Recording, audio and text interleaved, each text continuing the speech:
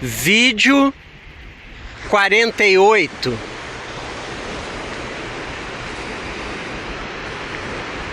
Então estávamos no Rio de Janeiro para assistir a Fórmula 1. Era final do mês de março daquele ano de 1989. E como eu acompanhava tudo em relação à velocidade, todo mundo me perguntava o que eu achava do Senna, né? E eu era bem claro, né? Eu dizia: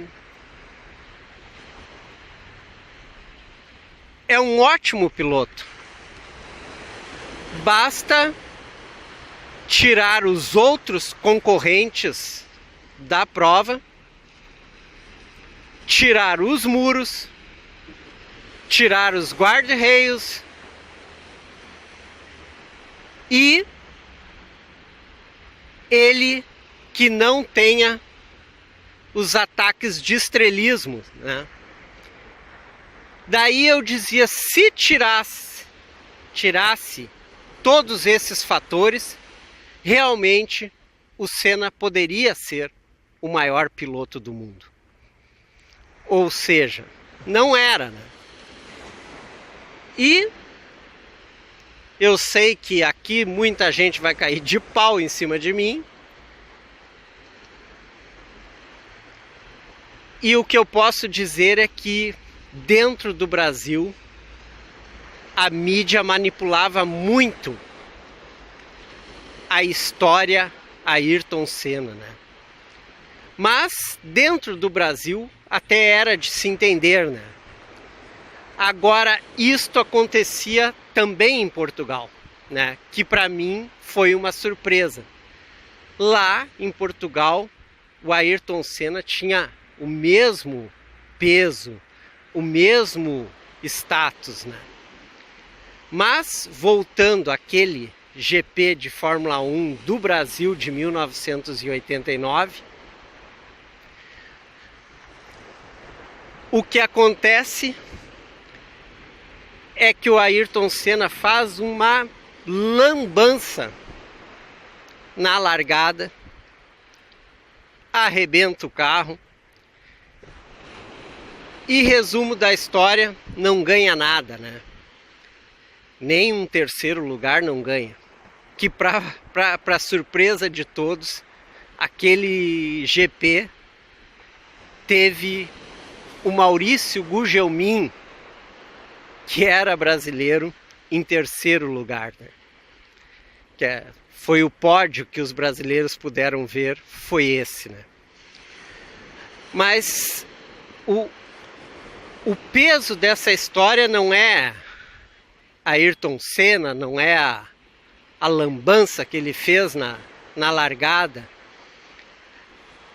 O peso dessa história é que lá estava eu com meus machos. Não adianta, né? Virava e mexia, eu carregando meus machos, eu pagando festa para os meus machos, eu pagando hotel para os meus machos, né? E sempre assim, né? Sempre assim. E tu vai dizer, mas por que tu gostava tanto desses machos, né? Olha, isso vem do meu ex-genitor. Eu me criei assim, vendo meu ex-genitor carregando macho, sustentando macho, amando os machos. E eu acredito que eu imaginei que a vida só poderia então se desenvolver com a gente tendo esse monte de macho. É a única explicação que eu consigo dar para mim mesmo, né? E eu sou obrigado a dar essa explicação para ti também, né? E dessa história também, algo muito fora do comum é que eu cheguei a notar eu fiquei 110 horas sem dormir. 110 horas são quase 5 dias inteiros sem dormir.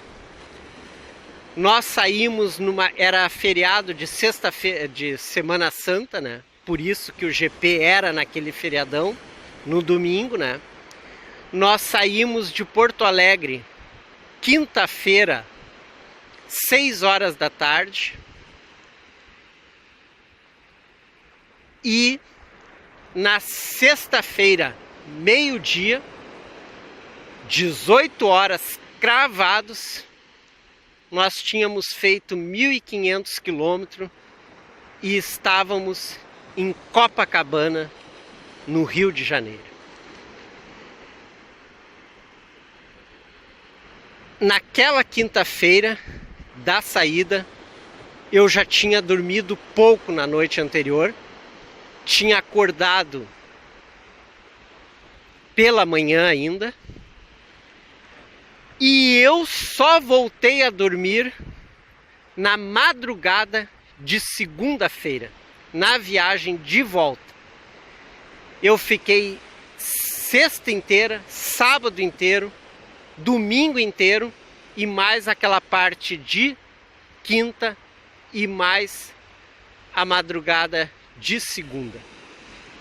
Eu me lembro que eu anotei 110 horas sem dormir. Com um detalhe, no Rio de Janeiro, desde a sexta-feira, meio-dia, até domingo, que o GP acontecia às 2 horas da tarde, em torno de 2 até às 4 horas da tarde, de sexta meio-dia até o final do GP no domingo, eu não parei 1 minuto de beber. Nem 1 minuto eu parei de beber. E fiquei aquele tempo todo acordado. Paramos em hotel no Rio de Janeiro. O Rick,